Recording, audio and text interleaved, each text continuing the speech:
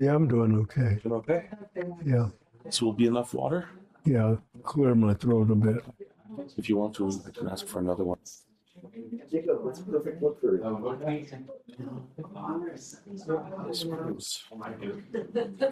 been a while since you've been to high school, huh? Yourself? Yeah, When did you graduate? I graduated from high school in 1946.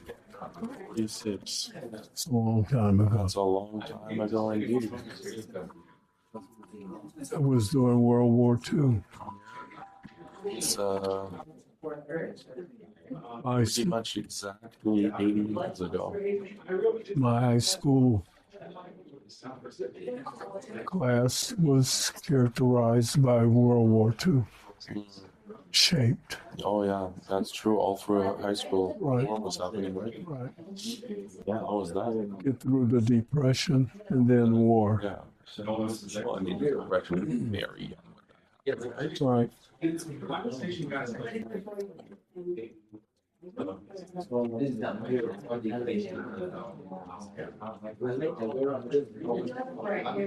Oh, so this has some guy that never What's that? It's you. It's a picture of you. Want me to read to you what it says here? This is a quote of yours. Never give up. You either are involved or you are not. There is no middle ground. I choose to be involved. Dr. Walter Cooper. Yeah.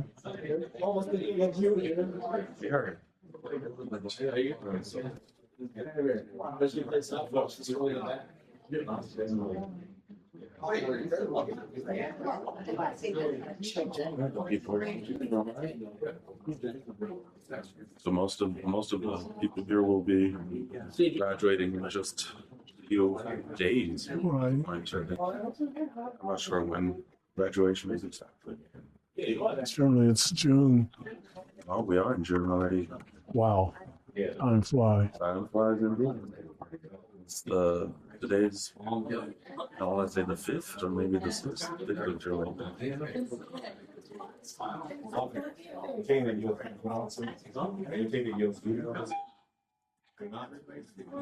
You're not coming? Can you tell it? Email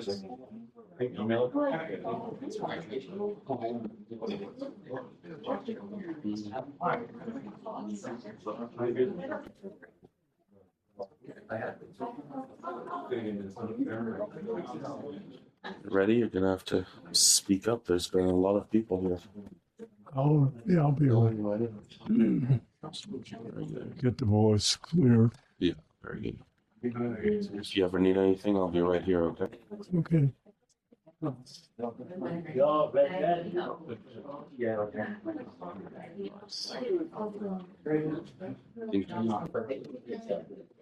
It's very lucky that you still get to do this at 98, almost 98. Yeah. 1 month I'll be 98. July 18th I'll be 98. And I can still walk. Exactly. We can hear better. If you all that there you go.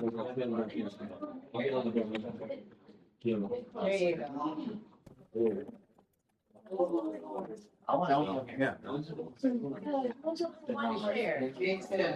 Right. Over here. He should not have to be looking way over there. Here's good. Here's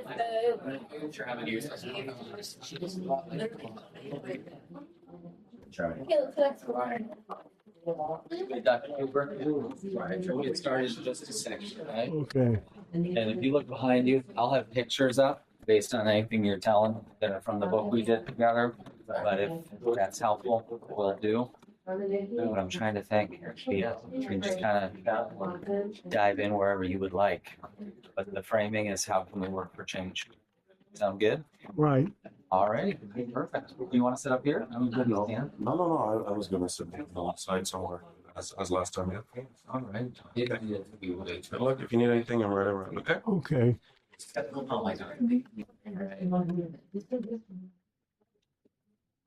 Good to go. Good to go. All right. Well, good morning, everybody. Again, I'm Mr. Wiegand, or Shane Wiegand. I co-direct Our Local History. Dr. Walter Cooper is with us today. He serves on our advisory board. We learned a little bit about his story and his life in Henrietta yesterday. Some of you weren't here yesterday, but have maybe learned about him before.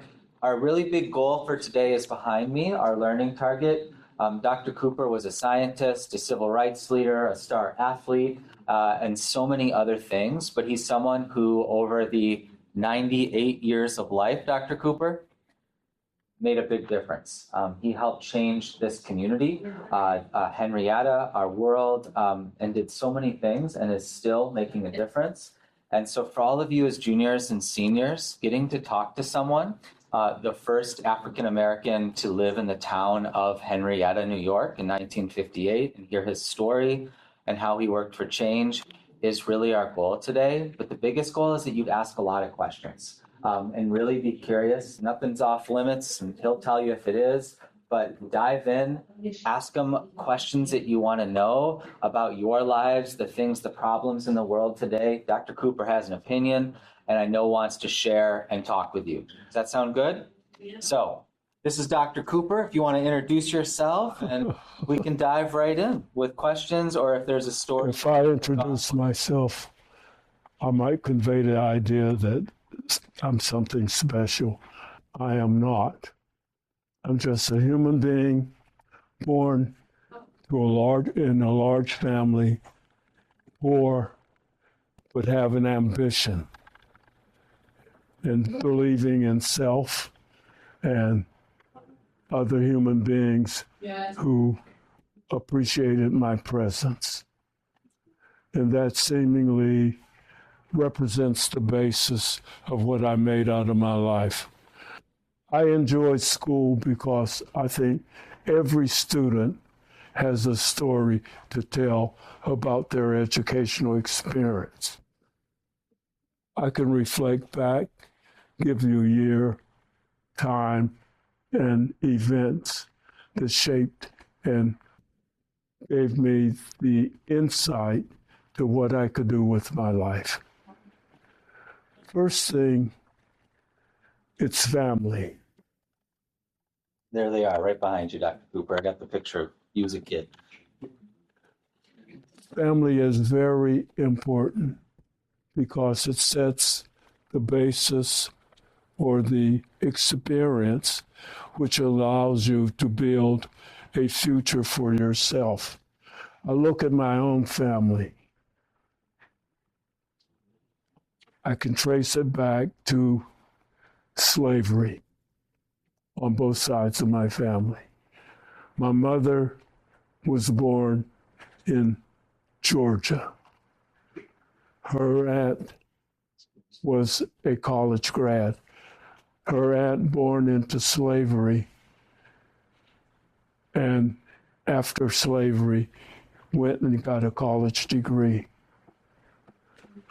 My mother admired this aunt to the extent that even though she migrated north with her husband, who didn't have a day of education, my father did not have a day of education. He could not read or write. He was the grandson of a slave in Henson, Florida, by the name of Henson, 1853. My father worked in the coal mines and steel mills of Western Pennsylvania. My mother married him knowing that he did not have any literacy, but they decided together to raise a family of young people who would be educated. My father did not have a day of education. My mother had 9 years. They migrated to Western Pennsylvania, the Pittsburgh area. I had 5 sisters and 1 brother.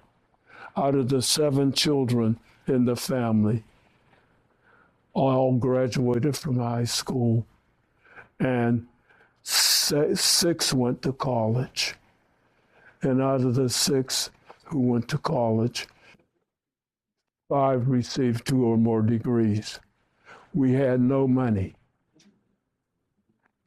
I went to college on an academic football scholarship. I went to Washington and Jefferson colleges as an undergrad and the University of Rochester as a grad student. You may look at your future in terms of it's impossible. You're at an age where you should believe that nothing is impossible, because that is the case. You set out on a path of what you want to do, and you live in a society where it can be done. You always have to believe that it can be done. My mother modeled the life of her children educationally after this great aunt of mine, who was born 1880. She came out of slavery and got a college degree out of the agony and the decimation of her, of her life as a slave. She went and got a college degree. So there is no excuse for your generation not pursuing and achieving educationally whatever you want to pursue. You have a story to tell. It's about your educational life, your family life. I can tell that story because I lived it and enjoyed it. We did not have much, materially speaking, but we had millions when it came to the essential things of life. Pardon me. I lived in a household. I had 5 sisters and 1 brother. A dad who didn't have a day of education. A mother who had 9 years of education, but was very learned. In the household, it was always educationally oriented. What I remember are the books. We didn't have much, materially speaking, but we always had books. There were books everywhere, under the beds, under the couches. My oldest sister, pardon me, was a member of the Book of the Month Club as early as the 1930s. I can remember one of her titles she received. It was Vicki Wong's Shanghai 37. Anybody read it? Gotta get it out. Miss Kimmel, do we have that in here? It's possible. That's our librarian. That sister, when Hitler invaded Poland, September 1, 1939, she sat down and tried to determine the implications of the beginning of World War II. So it was a household where we were very poor, but rich in terms of discussions of current events. Do you remember your favorite book, Dr. Cooper? My favorite books were, I enjoyed the book of the life of Lou Gehrig. Lou Gehrig was a famous baseball player with the New York Yankees. He impressed me because he was a college graduate from Columbia University. He died of a rare disease, later called the Lou Gehrig disease. But I can recall looking at the scoreboard in the newspapers of New York Yankee games. He was a first baseman, all-star. He inherited what they call the Lou Gehrig disease. Whenever he passed, I can recall he was not only a great baseball player, but he was a tremendous student. He had a degree in engineering. Did you like you always told me about the George Washington Carver book as well that your librarian gave you? Yeah, the George Washington Carver. The librarian was interested in students reading significant literature. I was pointed out a book on George Washington Carver, which I admired, and he was one of the significant figures in shaping my interest in science and technology and being smart in school. The household under which I was reared was rich in discussion. Even though my father did not have a day of education and my mother had 9 years, we discussed the politics of the time. And of course, World War II, we discussed it. And we had relatives who were in the U.S. Armed Forces. So it was close to our hearts, and we had to be informed. The library was number one in terms of school, in terms of after-school activities. My mother saw to it that you used the library and you read books and you would give her a review of what you read. So that led to academically oriented of my sisters and my one brother. And so out of the 7 children, 6 went to college. No money, but scholarships, and due to academics or athletics. I received a graduation from high school. I was second in my class of 317 at Clairton High School in 1946. In my class were 22 blacks. Out of the 22 blacks in the class, 11 went to college in 1946. Somehow, I was fortunate to be engaged in a community where civic life and national life and worldwide issues were under discussion. And so when World War II came, I headed the current events class in my high school. The high school had 317 in my senior class. And out of the 317, there were 22 blacks. Can you tell us about the football team and the cheerleading squad that you were part of? Yeah. The black athletes comprised a big percentage of the football squad. They had a cheerleading squad that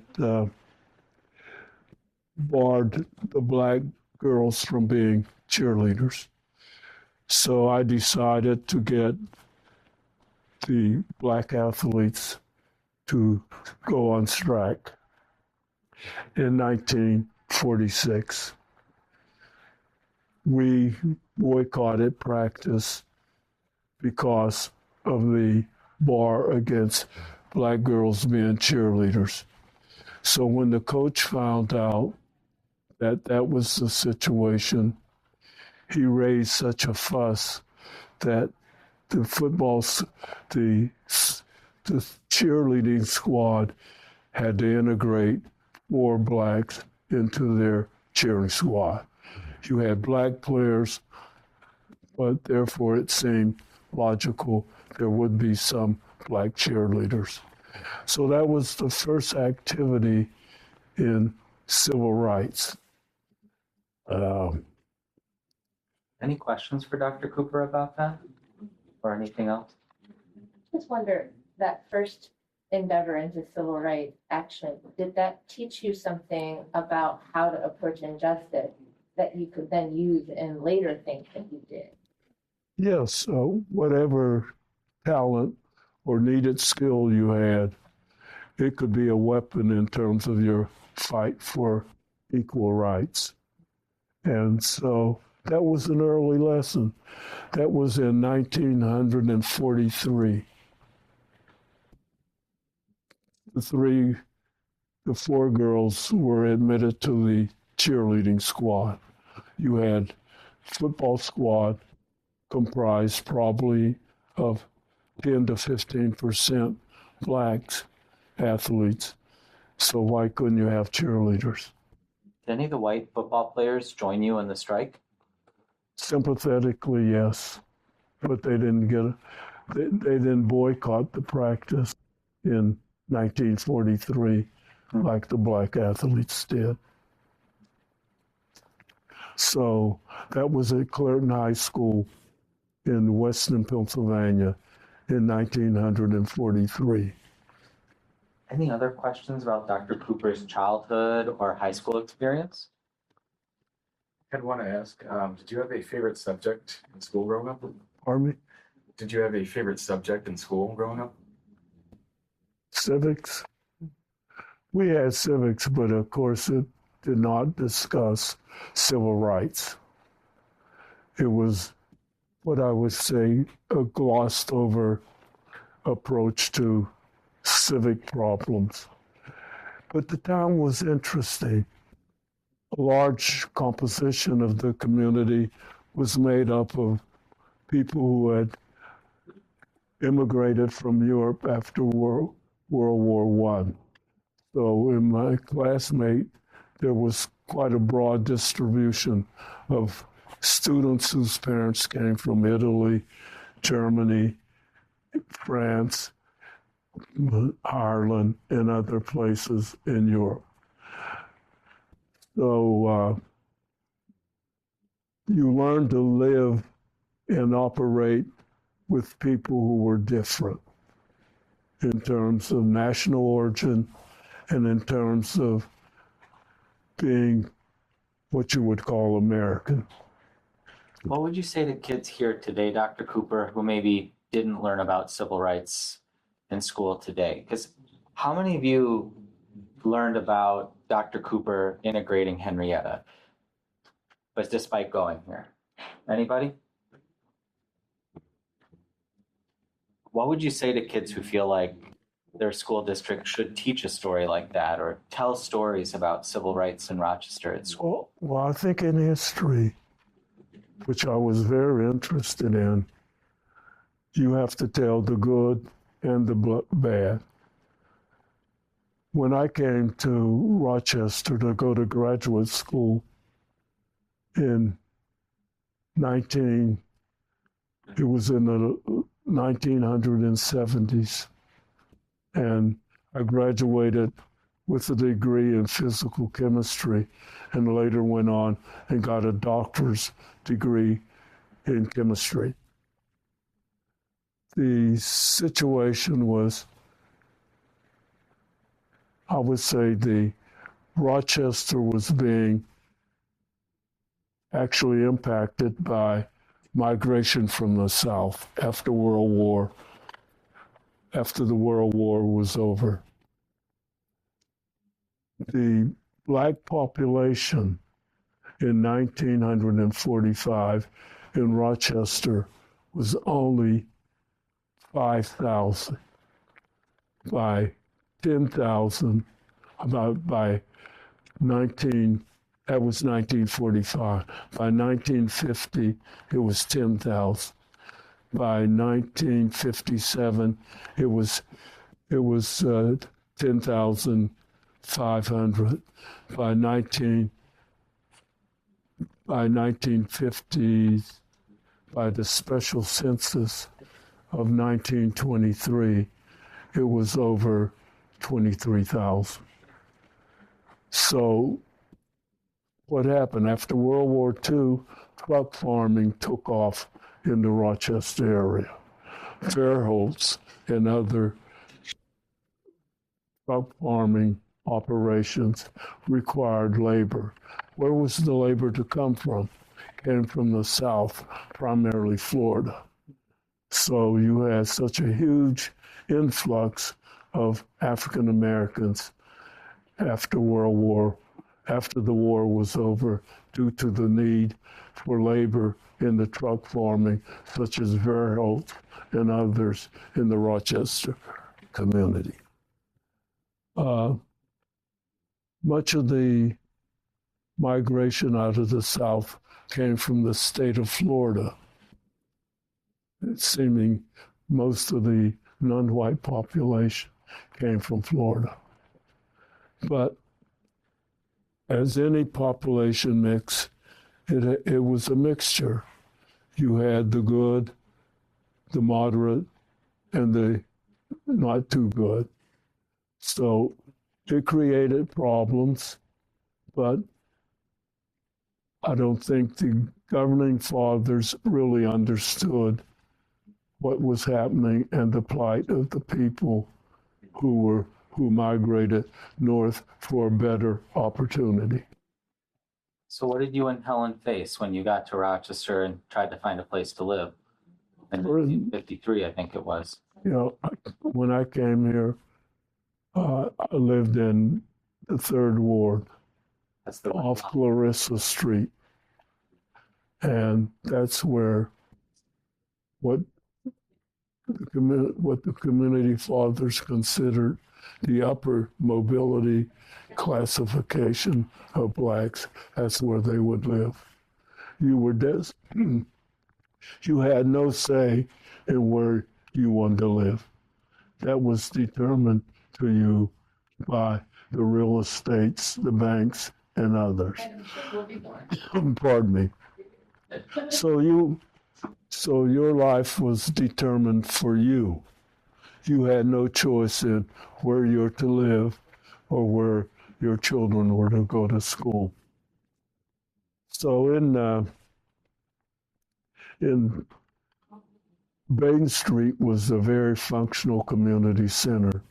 They had a group of young, relatively educated young blacks called the Delta Essex Club. That was a very aggressive and very interesting. They had, amidst their membership, was a woman by the name of Constance Mitchell. Her yesterday, remember? At that time, I was very involved still with the University of Rochester. Particularly Professor Richard Wade of the History Department. Richard Wade had contacts with the county government, Democratic Party, and their leadership. So I always enjoyed historians because I always felt they had something to tell me about the past. So Professor Wade came to me and said, can you point out anyone who would be interested in running for Third Ward Supervisor, which was a position in county government? So I said, well, I work with the Delta Essex. They seem to be knowledgeable, aggressive. The first two women to go to Nazareth came out of their movement. And so they were educationally oriented. And so I brought the Professor Richard Wade of the University of Rochester to one of the meetings of the Delta Essex. And so he was impressed and said, could we find one person to run for Third Ward's supervisor? So we designated Constance Mitchell. So we registered voters. I'm talking about 1950, 53 or so. And we ran her in the first race, the first attempt to win the third ward supervisor's job. We lost, but we ran a second time, better organized and better equipped to go to the community with a strategy and a hope for the future. So we won that. So the first representative of color in county government came out of the third ward. I guess I lived with my family. I was married and had one son at that time, even though I was a graduate student. And we were looking for housing, and so I found a couple in Henrietta who had a house for sale, and they were interested in selling the house. So I approached them and agreed to purchase the property, 2199 East Henrietta Road, 1946. I think it was 58. Yeah, I'm sorry, 50. And so the bank would not give me a loan. The bank where I did business, they had a mortgage department. So I went to Eastman lending operation and got a loan to buy a house at 2199 East Henrietta Road. And the neighbors were nice, but I received threats and to the house, to my children, and to my personal self. But From people in Henrietta, they sent you like death threats or what? yeah, we received death threats from some people in Henrietta, and we had the one neighbor moved out immediately, and other protested my being at that site, but we stayed and developed friendships with families and lived a fruitful existence for a short period of time in Henrietta. What gave you the courage to stay after, I don't know. Courage. There was no sense of great courage. It was being a citizen and seeking to participate fully as a citizen and to protect my rights as a citizen. That was the simple story. If I'm an American citizen, then I should have all the rights and privileges of citizenship. If I live in a community, then there should be nothing in the community that is publicly available should be denied to me or my family. Just as simple as that. Any questions for Dr. Cooper about how he came to Henrietta? As a teacher, I'm always curious about schools. How was your children's experience in schools? How were they received by the other students, teachers? Well, my children were very young, and the only my oldest son, Robert, was involved in the Russian Retta school. He went to what was the school number that was located in Rush? Is it Monica B. Leary? Maybe it wasn't back then. Well, his teacher was a Mrs. Little, and they loved him. I don't see why, but they loved him. Oh, he was great and a good student, and he did well in school and created lots of friendships, and he became part of the Boy Scout troop. I think troop number 2 or whatever, I've forgotten the designation, located in Rush. So he had an enjoyable time. One neighbor, when I moved in, moved out immediately, as if I were some plague or something. So, but being an African American and dealing with reality, it didn't bother me because this is accepted.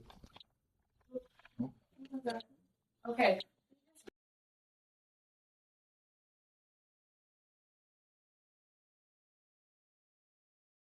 So you told them about what other questions do you all have for Dr. Cooper? I know you had just asked a great question, which maybe you could ask again for everyone else to hear, but we just, before the fire drill, learned about the Coopers coming to Henrietta.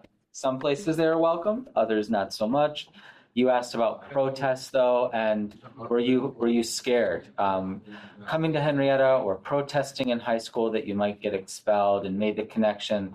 Some kids here did a protest this year at school, and that was a scary thing to do. And what gave you courage, or what would you say to kids who want to protest something they see as unjust today? What advice would you give them?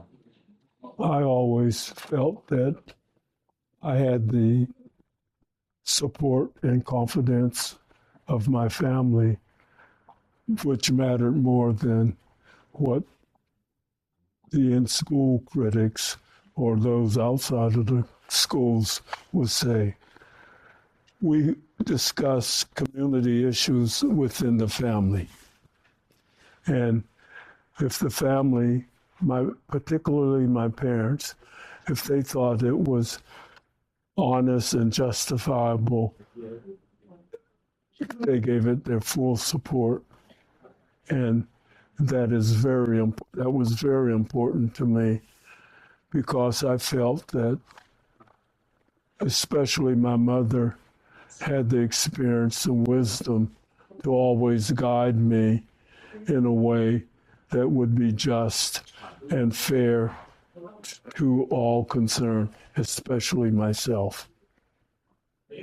And I think it's very fortunate if you could have, since you represent a family, that the family itself would be supportive of what you want to do, be critical of you when they do not agree with you. And that should be part of open discussion. I was fortunate that within the family, we always had open discussions about local politics, your career, what are you going to do with your life? And it was kind of an open book, which I found very enjoyable and very fortunate in providing me with new insights onto how to approach problems and people. So I think this is really interesting to me, because when you moved to Rochester, you were the only person from your family who came to Rochester, right? That's right. And so you still had your family, but there was no internet, email, FaceTime. Like, even a phone call would be expensive. You found family here as well. That's right. You talked about the Delta Resics, but a story that resonated with me was Dr. William Jacob Knox, who was a scientist that mentored Dr. Cooper. And you've been someone who's mentored me over the last 15 years. And finding people when your family's not there, or maybe they're not open for that kind of conversation, where you can have that safe conversation. Tell us about Dr. Knox, though, and how he helped you I don't know, get involved in Rochester and make a difference here? Or about the power of mentorship, or even how did you get Dr. Knox to be your mentor, to talk to you like that, be a supporter? Like, what would you say to these juniors and seniors in high school about finding people like a Dr. Knox who will pour into you? You have heroes in your own family you may not know about, or there are heroes in your community who are willing to provide you with guidance, support, and love. When I came to Rochester, I met Dr. William Jacob Knox. His family had its origins in Alamance County, North Carolina, where his great-grandfather bought the freedom out of slavery way back in the early 1846. The family moved to New Bedford, Massachusetts, and there were 3 boys and 3 girls in the family. All 3 boys received PhDs from Harvard. The girls, 2 of the girls went to college. 1 went to a private organization to become an administrator. Dr. Knox, during the World War II, was an administrator on the Manhattan Project.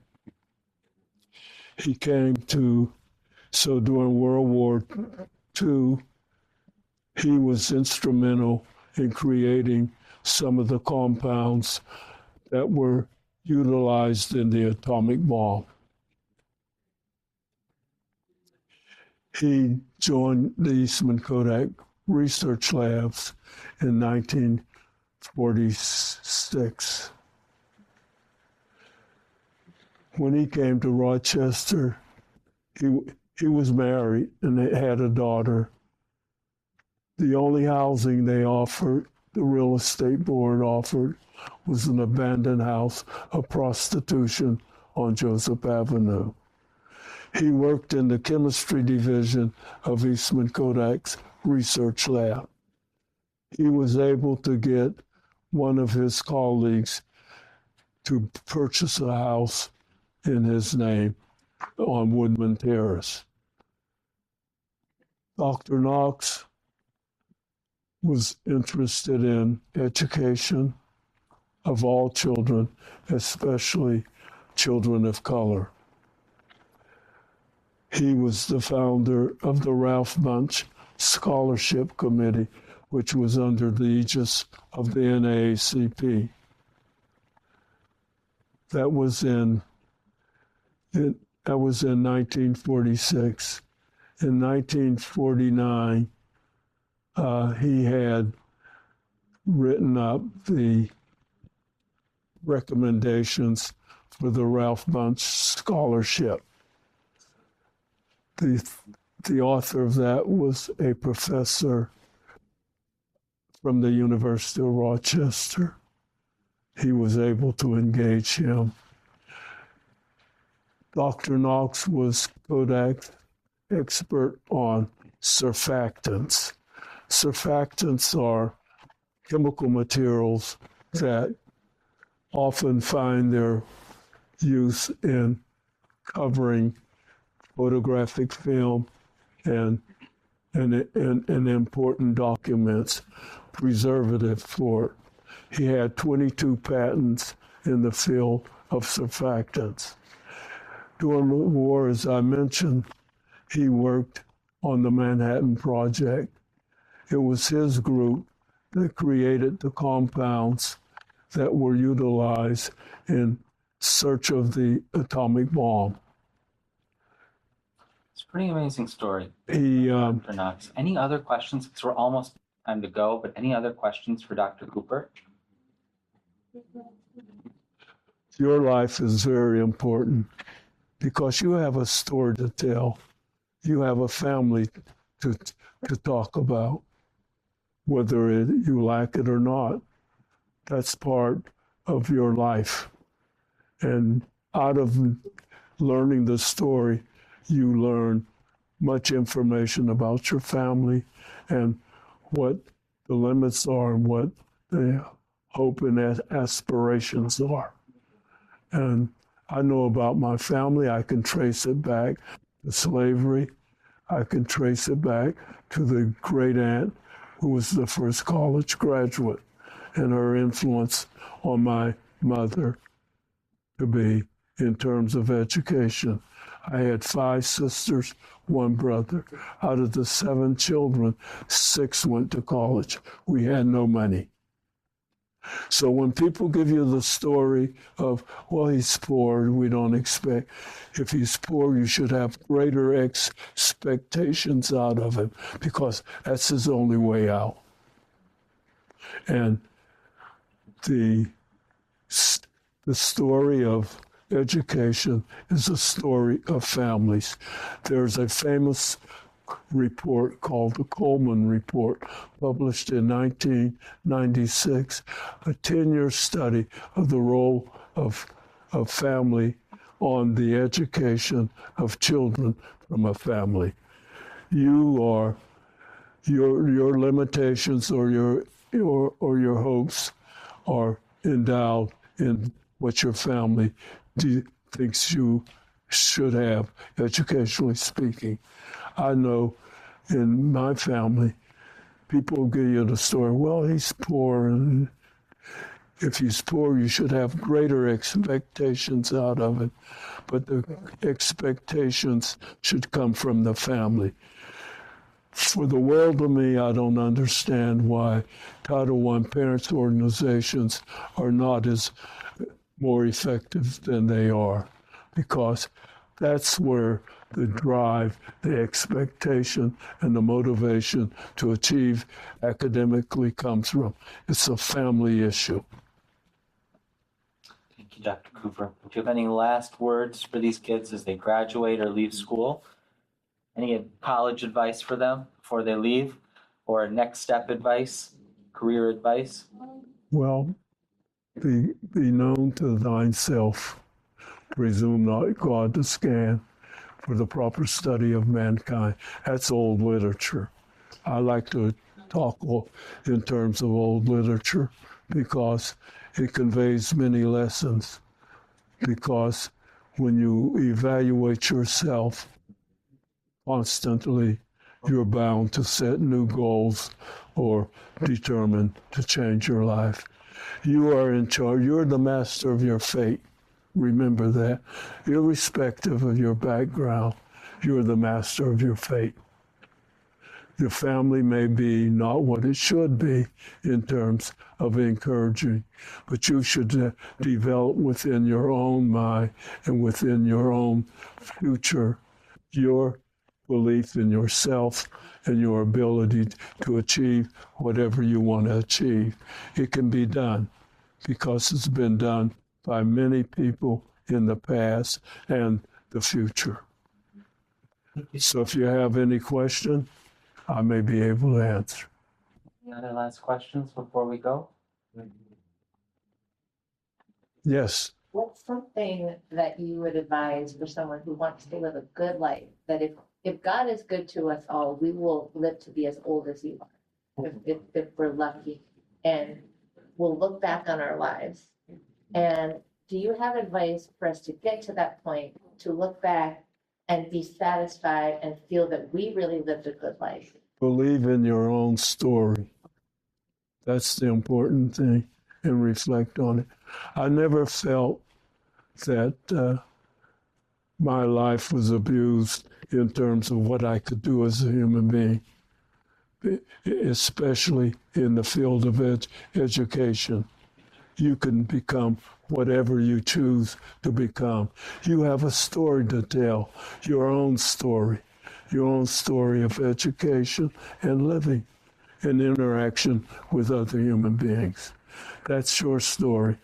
You don't have to write a book, but you have to have the memory of your own life and story. Anybody else? because all of you have a story to tell. Your education is your story.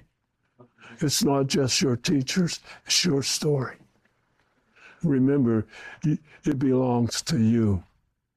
Your educational experience belongs to you. Not me, not your teacher, but you. You and your family. And that's why I don't let parents off the hook, because they have a role to play in shaping the destiny of their children. If the family is interested, there's a study called the Coleman Report, published in 1996, a 10-year study of the role of family in the education of children. And it's so true, based upon my own experience and evaluation. Question over here. Because your family was a huge support, Pardon me? because of your family being a huge support in your academic career, how would you inspire somebody that might not have that? How to like, I didn't have any economic. I supported my own. Family, Dr. Cooper. Pardon me? Someone who doesn't have a family, what would you say to them? Someone who doesn't have a family. Yeah, Yeah. doesn't have a supportive family, what would you say? Okay. You don't have a supportive family.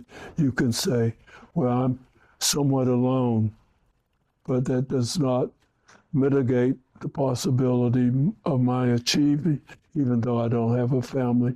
You have to believe that there's someone out there, outside of your life, who sees you, what you're trying to do with your life, and they will provide support. So finding those other people, like Yeah. Finding a family. Yeah, you can find other family, people who believe in family and believe in you. Any other question? I'm surprised no more. I thought I'd have lots of questions. Well, you covered many things, Greg.